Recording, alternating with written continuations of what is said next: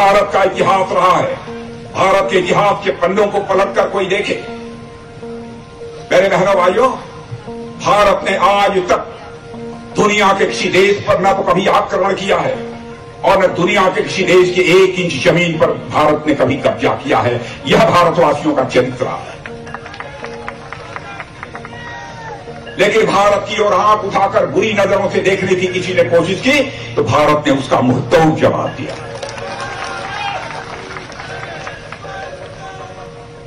आपने देखा पाकिस्तान से 2 आतंकवादी आकर, तब मैं भारत का गृह मंत्री था, हमारे पैरामिलिट्री फोर्सेस के जवानों का कातिलाना हमला कर दिया। उरी और पुलवामा की घटना से आप सभी परिचित हैं। बहनों भाइयों, उस घटना की मैं चर्चा करता हूं, मुझे याद आता है वह दिन क्या मेरे ऊपर गुजरी थी जिस समय की शहीद हुए अपने पैरामिलिट्री फोर्सेस के जवानों के शव को लेकर मैं कंधे पर चल रहा था आकाश में। लेकिन उसके बाद आपने देखा कि हमारे प्रधानमंत्री ने, कैसा बहादुर प्रधानमंत्री, 56 इंच के कलेजे का प्रधानमंत्री,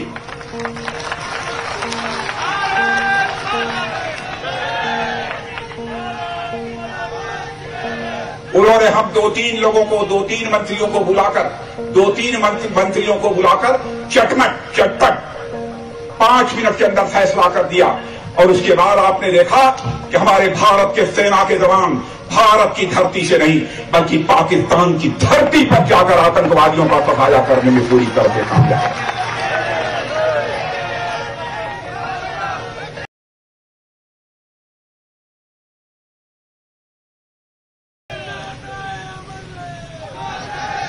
आज के कुछ दिनों पहले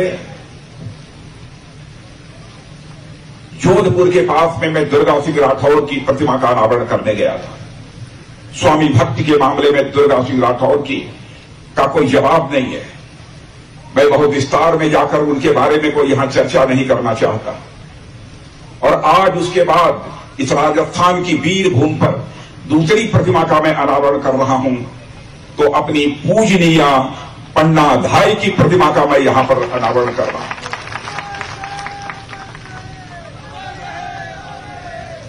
और मैं इसके लिए धन्यवाद देना चाहता हूं आदरणीय गुलाब चंद जी कटारिया को। जून में ही उन्होंने मुझसे कहा था कि पन्ना धाई की प्रतिमा का अनावरण करना है और हम लोग चाहते हैं कि आपके ही हाथों से पन्ना धाई की प्रतिमा का अनावरण होना चाहिए। 3-4 तारीखें तय हुई, बराबर तारीखें टलती रही। वह कटारिया जी के कारण तारीखें नहीं टलती रही बल्कि हमारी व्यस्तता के कारण वह तारीखें टलती रही। लेकिन कटारिया जी ने भी ठान रखा था कि मैं इसका लोकार्पण यदि किसी के हाथों कराऊंगा तो राजनाथ सिंह के हाथों कराऊंगा। और मैंने भी तय कर लिया था कि चाहे जितनी भी बाधाएं आए, इस पूजनीय पन्ना धाई की प्रतिमा का अनावरण करने के लिए मैं ही जाऊंगा उस उदयपुर की धरती पर। और आज मैं आप सबके सामने यहां पर मौजूद हूं। बहनों भाइयों, साम्राज्यों को, सम्राटों को तो सभी याद करते हैं, लेकिन साम्राज्य और सम्राट या किनके कारण अस्तित्व में आए हैं, इन साम्राज्यों को बनाने में किन किन लोगों का कितना बड़ा योगदान है, शायद लोग इस बात को भूल जाते हैं। याद किया जाना चाहिए जिन्होंने अपना बलिदान देकर अपने कलेजे को तलवारों की नोक पर रखकर साम्राज्य बनाया है। बहनों भाइयों, पहले अभिनंदन किया जाना चाहिए, तो उनका अभिनंदन किया जाना चाहिए। और यही भाव मेरे मन के अंदर था, इसीलिए मैंने कहा कि पन्ना धाई की प्रतिमा का अनावरण करने के लिए मैं स्वयं वहां जाऊंगा।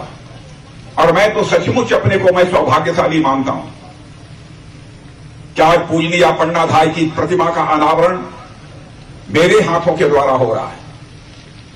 किसी को यह लग सकता है कि सार्वजनिक सभाओं में नेता बढ़ा चढ़ाकर कोई बातें बोल रहे हैं, लेकिन बहनों भाइयों, आज जो मैं बात आपके सामने बोल रहा हूं, बढ़ा चढ़ाकर नहीं बोल रहा हूं, यह हमारे हृदय की आवाज है जिसे मैं आपके सामने प्रस्तुत कर रहा हूं। किसी विदेशी लेखक ने कहा है कि राजस्थान हिंदुस्तान नहीं, दुनिया की एक ऐसी धरती है जिस धरती की धूल यदि बनी है तो वहां के वीरों और वीरांगनाओं की हड्डियों से राजस्थान की धूल बनी है बहनों भाइयों, यह किसी ने कहा है। और इसको सहज रूप से राजस्थान के वीर गाथा के पन्नों को पलट कर कोई देखे, इसे स्वीकार करेगा कि सचमुच यह ऐसे वीरों और वीरांगनाओं की हड्डियों की धूल से यह राजस्थान की धरती बनी है। शौर्य और पराक्रम का जहां तक सवाल है, राजस्थान में मेवाड़ हो, चित्तौड़ हो, राजस्थान में शौर्य और पराक्रम की कितनी गाथाएं हैं, उसके बारे में मुझे बहुत ज्यादा विस्तार में जाकर बतलाने की आवश्यकता नहीं है। कैसा योगदान था, कितना योगदान था पन्नाधाय का, इसके बारे में हमारे पूर्व वक्ताओं ने विस्तार पूर्वक आपके सामने चर्चा कर दी है, इसलिए मैं उसके बहुत विस्तार में जाकर चर्चा नहीं करूंगा। लेकिन कल्पना कीजिए, हमारी माताएं बहनें यहां पर बैठी हैं, या कल्पना करें कि जिस समय उन्होंने उदय सिंह जी के बिस्तर पर अपने बेटे को लिटा दिया था, क्योंकि राजसी बिस्तर पर चंदन नहीं सो सकता था, उदय सिंह ही सो सकते थे। लेकिन माता कर्मावती ने कहा था कि दुर्गावती जी, ये पन्नाधाय सारी जिम्मेदारी उदय सिंह की आपके कंधों के ऊपर देकर मैं जा रही हूं। कैसे बखूबी पन्नाधाय ने उसको निभाया। उदय सिंह के राजसी बिस्तर से उदय सिंह को हटाकर कि कहीं यह बनवीर आकर उदय सिंह की हत्या न कर दे, क्योंकि राजसी बिस्तर पर ही कोई सोया होगा तो राजकुमार ही सोया होगा और उदय सिंह की वह हत्या कर देता। इसलिए उदय सिंह के स्थान पर इन्होंने अपने बेटे चंदन को लाकर सुला दिया। और जब बनवीर आता है और बनवीर पूछता है यह कौन है, वह बिल्कुल मौन रहती है, कोई जवाब नहीं देती हैं। बनवीर यह अनुभव कर लेता है, देखकर उसे विश्वास हो जाता है राजसी बिस्तर पर ही कोई सोया है तो उदय सिंह ही होंगे और कोई दूसरा नहीं हो सकता है। और वहां चंदन सोया था, चंदन के 2 टुकड़े कर दिए, सिर धड़ से उनका अलग कर दिया। लेकिन इसमें महत्वपूर्ण बात है जिसकी तरफ हम लोगों का ध्यान जाना चाहिए, वही उस चारपाई के पायदाने पर पन्नाधाय बैठी थी, मां पन्नाधाय। उनके आंखों में आंसू की बूंद नहीं देखने को मिली बहनों भाइयों। उन्होंने सोचा कि यदि हमारे आंखों में यदि आंसू की बूंद यदि आ गई और देख लिया बनवीर ने, तो कहीं उसको यह संदेह न हो जाए कि यह यहां पर लेटा हुआ उदय सिंह है अथवा चंदन है। बहनों भाइयों, उस माता ने अपने आंखों में आंसू तक नहीं आने दिया। अपने कलेजे को किस तरीके से अपने तलवार की नोक पर उसने रखा होगा, जैसे कोई कलेजा अपनी तलवार की नोक पर रखे, वैसे ही पन्नाधाय ने बहनों भाइयों अपने कलेजे को उस तलवार की नोक पर रखा। यह कोई कल्पना नहीं कर सकता। आज यदि पन्नाधाय न होती तो मैं कह सकता हूं न महाराजा उदय सिंह जी होते, न महाराणा प्रताप होते। बहनों भाइयों, इस सच्चाई को भी हमको स्वीकार करना है। जिनका नाम बहुत गौरव के साथ, जिनका नाम हम बहुत सम्मान के साथ हम सभी लोग लेते हैं, कैसे बहादुर लोग हैं, कैसे इन लोगों ने मेवाड़ और कुछ महाराजाओं ने चित्तौड़ जैसे साम्राज्य की रक्षा की और भारत का मस्तक उन्होंने सारी दुनिया में ऊंचा करने का काम किया है। बहुत सारी ऐसी गाथाएं हैं जिसे आपके सामने मैं प्रस्तुत कर सकता हूं। और बहनों भाइयों, मैं यह भी कहना चाहूंगा कि पन्नाधाय जी यह गुर्जर समाज की, ठीक है गुर्जर माता की कोख से पैदा हुई हैं, लेकिन मैं कहना चाहता हूं पन्नाधाय केवल गुर्जर समाज की नहीं है, पूरे भारत की माता है पन्नाधाय, पूरे भारत की माता है। बहनों भाइयों, उनको इस रूप में हम सबको लेना चाहिए। मैं यह आप सबसे अनुरोध करना चाहता हूं। एक से एक हस्तियां यहां पर पैदा हुई हैं। हाड़ा रानी को भी मैं याद करता हूं, कैसा कलेजा था। उनका पति रतन सिंह जी युद्ध के लिए जा रहे थे, नई नई शादी हुई थी और उन्होंने हाड़ा रानी से कहा कि हमें कोई अपना ऐसा चिन्ह दे दीजिए, कोई निशान दे दीजिए ताकि आपकी याद आए तो मैं इस निशान को मैं देख सकूं। देश के प्रति, राष्ट्र के प्रति, अपनी धरती के प्रति जो कर्तव्य परायणता थी, हाड़ा रानी ने कहा कि नहीं जाइए, जो निशानी आप चाहते हैं वह निशानी आप तक पहुंच जाएगी। और बहनों भाइयों, जब युद्ध करने के लिए रतन सिंह जी जब जाते हैं तो हाड़ा रानी एक थाली में अपना सिर धड़ से अलग करके वह सिर थाली में रखकर वह रतन सिंह जी के पास भेजती हैं। और रतन सिंह जी के पास जब वह पहुंचता है, ऊपर से वह हटाते हैं कवर, उसका चद्दर जब हटाते हैं बहनों भाइयों, तो उसमें हाड़ा रानी का सिर उनको दिखाई देता है। पांव तले जमीन खिसक जाती है। कैसी वीरांगनाएं, कैसी कैसी वीरांगनाएं इस राजस्थान की धरती पर पैदा हुई है, चित्तौड़ में, मेवाड़ में। बहनों भाइयों, हर भारतवासी का मस्तक गर्व के साथ ऊंचा हो जाता है। एक से एक घटनाएं ऐसे ही। अब आप कल्पना करिए, हमारे यहां कहा गया है पुत्र कुपुत्र हो सकता है, कुपुत्रो जाए क्वचिदपि कुमाता न भवति। पुत्र को पुत्र हो सकता है लेकिन माता कुमाता नहीं हो सकती है, यह हमारे यहां कहा गया है। लेकिन पन्नाधाय ने इस बात की भी चिंता नहीं की, वो अपने बेटे का बलिदान दे दिया। मैं समाज में कुमाता कहूं या कहीं जाऊंगी, इसकी भी पन्नाधाय ने कोई परवाह नहीं की, क्योंकि हमारी जानकारी में प्रत्यक्ष हमारे आंखों के सामने हमारे ही कलेजे के टुकड़े के 2 टुकड़े किए जा रहे हैं। कुमाता होने की भी उन्होंने चिंता नहीं की, क्योंकि उनके सामने एक ही लक्ष्य था, यह मेवाड़ साम्राज्य सुरक्षित रहना चाहिए। मेवाड़ साम्राज्य का शासन ऐसे व्यक्ति के हाथों में नहीं जाना चाहिए जो दुराचारी हो और जनता को कष्ट देने वाला हो, अत्याचारी हो। ऐसे बनवीर के हाथों में नहीं जाना चाहिए। यही तरपंथी पन्नाधाय की बहनों भाइयों, जिन्होंने की कुमाता होने के कलंक को भी बर्दाश्त करने की हिम्मत उन्होंने बांधी थी। आज पन्नाधाय को कोई कुमाता नहीं कह सकता। पन्नाधाय हम सबके लिए एक आदर्श है। और मैं समझता हूं पन्नाधाय की गाथाओं को तो सारे देश भर में पाठ्य पुस्तकों में बच्चों को पढ़ाया जाना चाहिए कि पन्नाधाय कौन थी और उनका बलिदान कैसा था, यह पढ़ाया जाना चाहिए। और वैसे ही कई एक घटना मैं देख रहा था, जोधपुर की है और खेलजड़ी जगह है, मुझे बताया गया। यहां पर जोधपुर के महाराजा के नए भवन के लिए खेजड़ी के हरे हरे पत्ते पेड़ काटे जा रहे थे। अमृता देवी एक ऐसी वीरांगना यह भी रही है जो अपनी बेटियों को साथ लेकर 350 से ऊपर विश्नोई संप्रदाय के सदस्यों को ले जाकर वो पेड़ों के साथ चिपक जाती हैं ताकि महाराजा उन हरे भरे पेड़ों को काट न सके। पेड़ काटने वालों से कहती हैं कि अगर पेड़ कटेगा तो उससे पहले हम कटेंगे, अन्यथा सभी वापस चले जाओ। यह कहते हुए अमृता जी ने अपना बलिदान दे देने का काम किया था। बहनों भाइयों, यह करिश्मा भी है तो राजस्थान की धरती का ही करिश्मा है, यह करिश्मा है तो राजस्थान की धूम का ही करिश्मा। एक सी वीरांगनाएं इस धरती पर पैदा हुई हैं। कितनी बातों की मैं चर्चा करूं, लेकिन आज मैं यह भी कहना चाहता हूं मेरे बहनों भाइयों, ये वीरांगनाओं, यह सारी वीरांगनाएं, सारे वीर जिन लोगों ने भी अपना बलिदान दिया है, वो हमारे लिए सभी प्रेरणा के स्रोत हैं। मैं जब देख रहा था यहां पर कैसी कैसी विभूतियां यहां पर पैदा हुई हैं, तो मैंने कहा कि परमात्मा ने बहुत सोच समझकर राजस्थान की धरती को चुना है, जहां पर कि ऐसे ऐसे वीर पैदा हुए। अद्भुत पवित्र धरती है।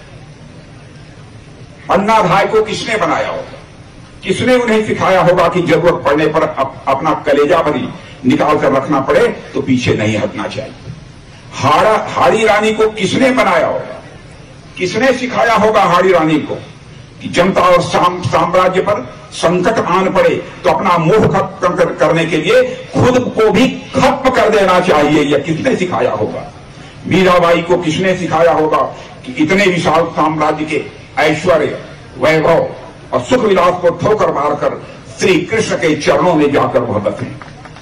कहते हैं कि मीराबाई श्री कृष्ण के दर्शन के लिए मंदिर जा रही थी।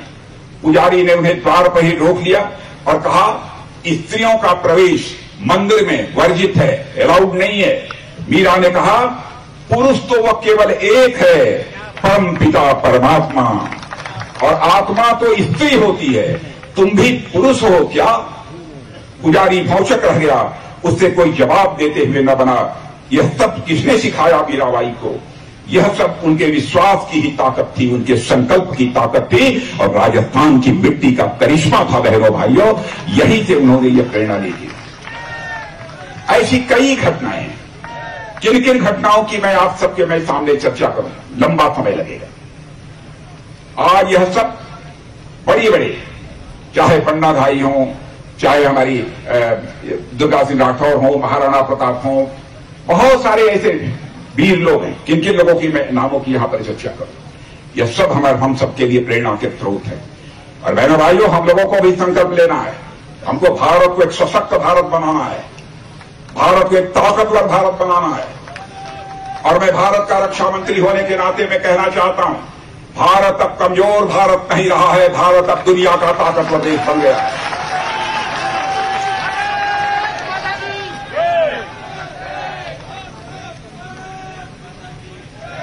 भारत का इतिहास रहा है, भारत के इतिहास के पन्नों को पलटकर कोई देखे, मेरे बहनों भाइयों, भारत ने आज तक दुनिया के किसी देश पर न तो कभी आक्रमण किया है और न दुनिया के किसी देश के 1 इंच जमीन पर भारत ने कभी कब्जा किया है। यह भारतवासियों का चरित्र है। लेकिन भारत की ओर आंख उठाकर बुरी नजरों से देखने की किसी ने कोशिश की तो भारत ने उसका मुंहतोड़ जवाब दिया।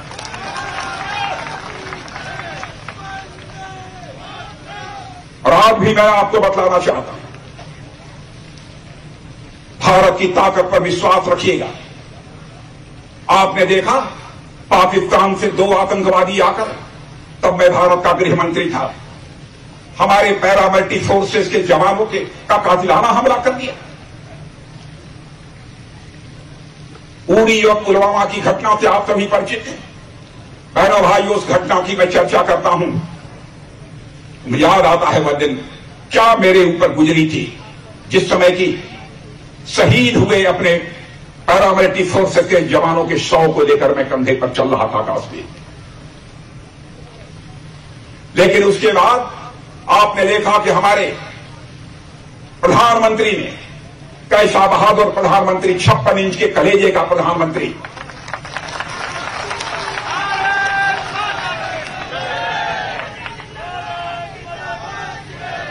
उन्होंने हम 2-3 लोगों को, 2-3 मंत्रियों को बुलाकर, 2-3 मंत्रियों को बुलाकर चटपट 5 मिनट के अंदर फैसला कर दिया।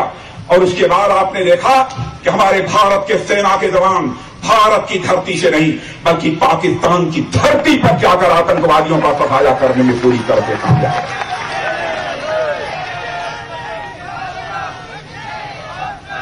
यह है भारत की ताकत। भारत दुनिया के सभी देशों को अपना परिवार मानता है। भारत दुनिया का अकेला देश है। इस देश के रहने वाले ऋषियों और मनीषियों ने भारत की सीमा में रहने वाले लोगों को ही अपने परिवार का सदस्य नहीं माना है, बल्कि विश्व की धरा पर रहने वाले सारे लोगों को अपने परिवार का सदस्य मानते हुए वसुधैव कुटुंबकम का संदेश सारे विश्व को, यदि किसी देश की धरती से गया है तो हमारे और आपके देश की धरती भारत से गया है। मेरे बहनों भाई, the whole world is a family. Bharat की धरती से गया। इसीलिए हम लोगों ने आज तक दुनिया के किसी देश पर न आक्रमण किया, न 1 इंच जमीन पर हम लोगों ने कभी चिंता किया।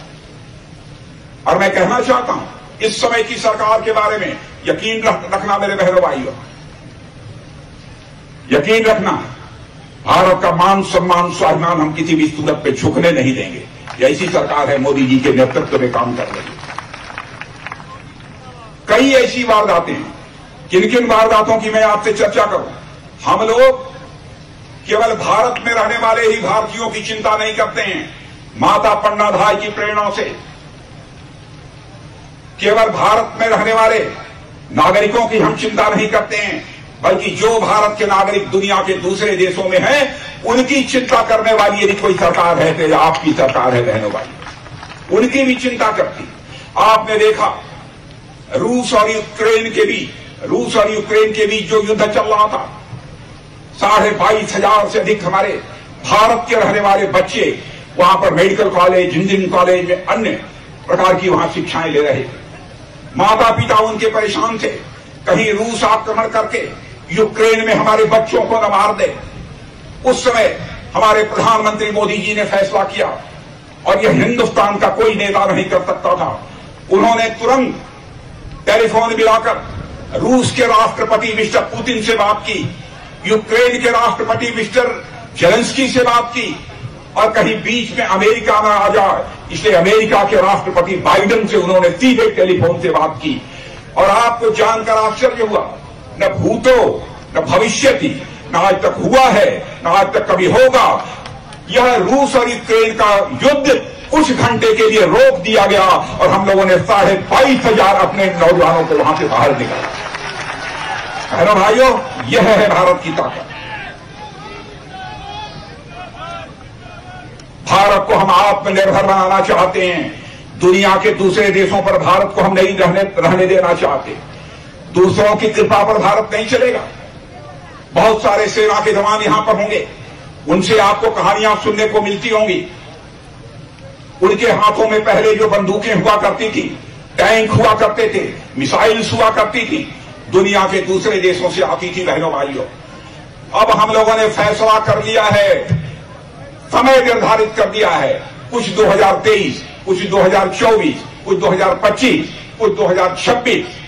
अब हम बंदूक, राइफल, गोले, बारूद, तोप, मिसाइल अब हम दुनिया के देशों से नहीं खरीदेंगे कुछ समय के बाद, बल्कि वह बनेगा तो भारत की धरती पर बनेगा। वह मिसाइल भारतवासियों के हाथों से बनेगी।